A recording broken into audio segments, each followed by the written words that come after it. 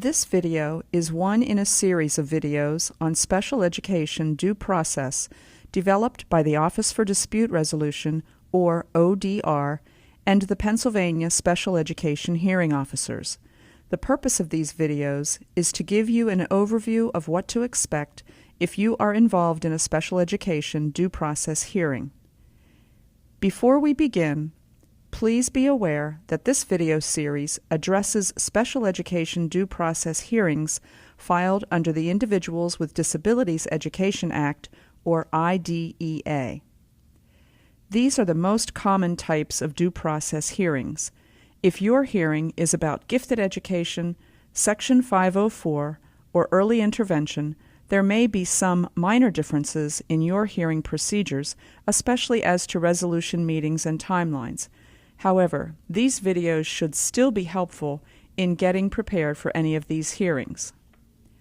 For more detailed information on gifted education or Section 504, please call the Bureau of Special Education's Consult Line. For more information on due process, please visit the ODR website.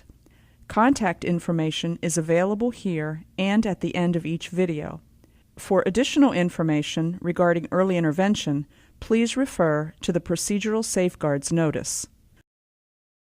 Video 2. Preparing Witnesses and Exhibits. Hello, I am Hearing Officer William Culleton. This is the second in a series of videos on special education due process. Each video in the series focuses on a different aspect of the hearing process. We have made separate videos that address pre-hearing matters, preparing for the hearing, and the hearing itself. This second video addresses preparing evidence for the hearing, which includes witnesses who will testify and documents called exhibits that will be presented in the hearing. This video also covers the requirement of providing notice to the other side of what evidence you will be presenting. In each video, we will use the term school district to refer to any local education agency, including a school district, intermediate unit, or charter school. Types of evidence. In a due process hearing, the parents have their side of the story, and the school district has its side of the story. Each party is telling their side of the story by presenting evidence to the hearing officer, hoping that he or she agrees with them and writes a decision in their favor.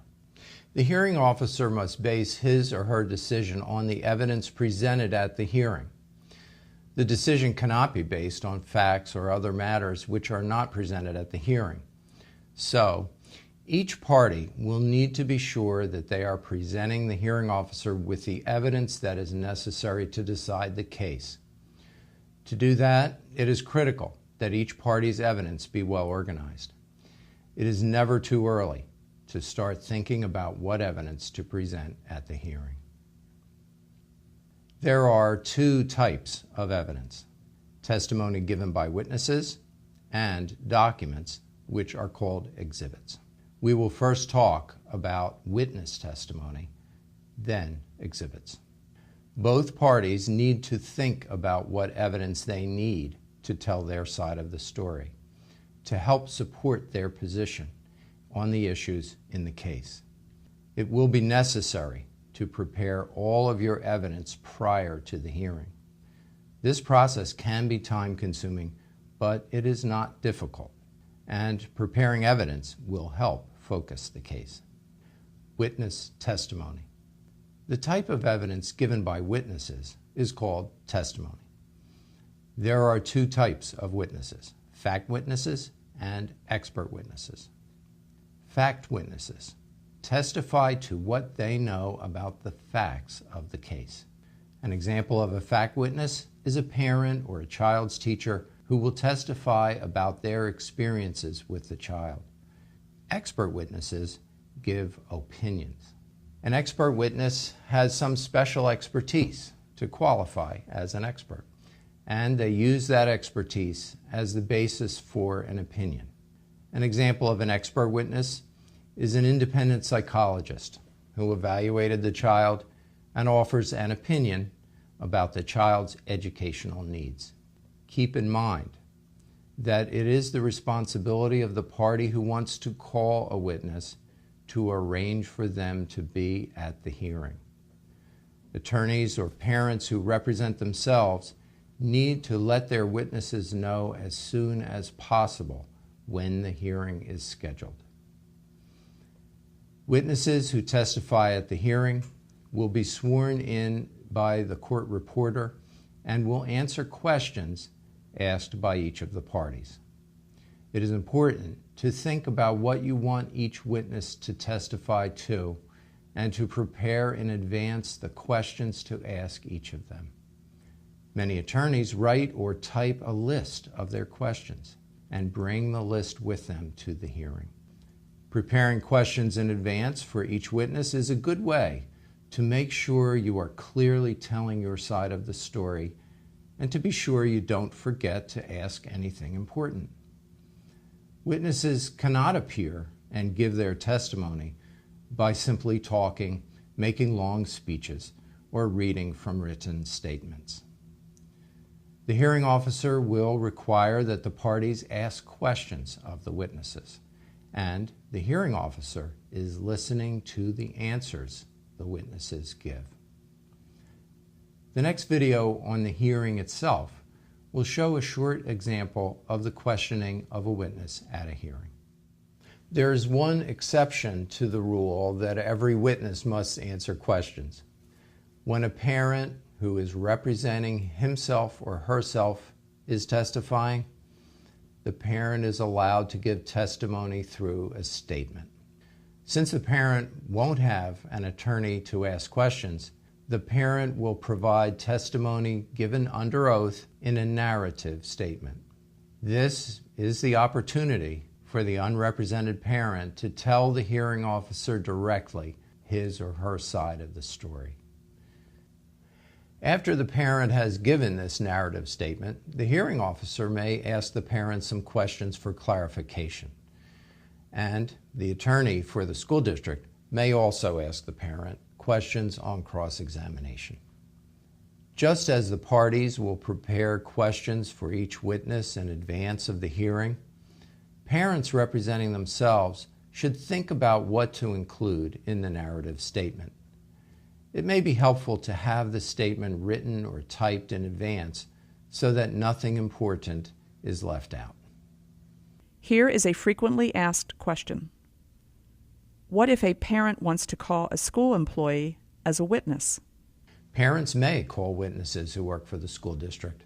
It is a good idea to let the school district attorney know as early as possible who these witnesses are so that arrangements can be made for them to attend the hearing. Exhibits.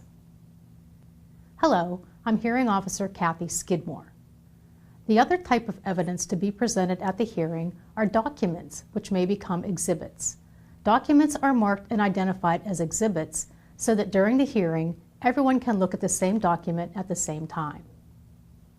Marking and identifying exhibits also makes the record clear on what documents are offered into evidence and considered by the hearing officer in making the decision.